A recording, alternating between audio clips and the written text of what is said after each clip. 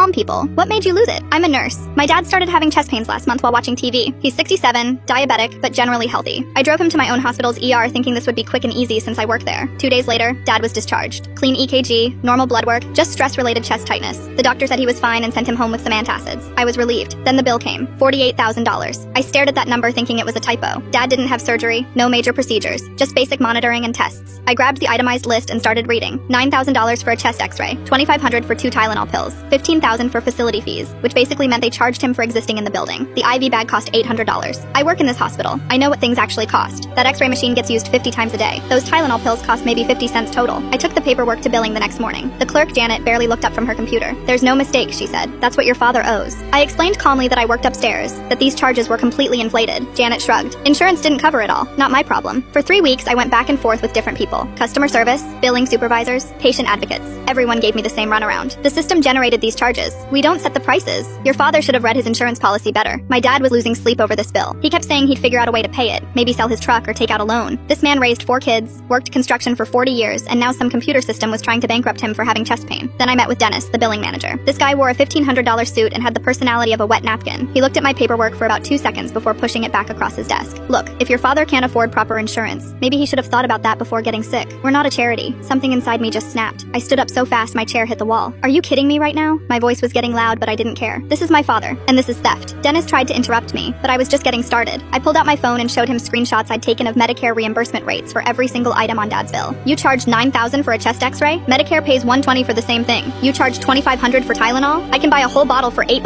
at CVS. I was practically shouting now. Other staff started peeking into his office. Dennis's face was turning red. Ma'am, you need to calm down. Calm down? You want me to calm down while you rob my family? I spread the papers across his desk. I made a spreadsheet comparing your charges to every other hospital in the state. You're charging 3 to 10 times more than anyone else. Dennis stood up, probably trying to intimidate me. Big mistake. I've dealt with drunk patients twice his size. If this bill isn't fixed by tomorrow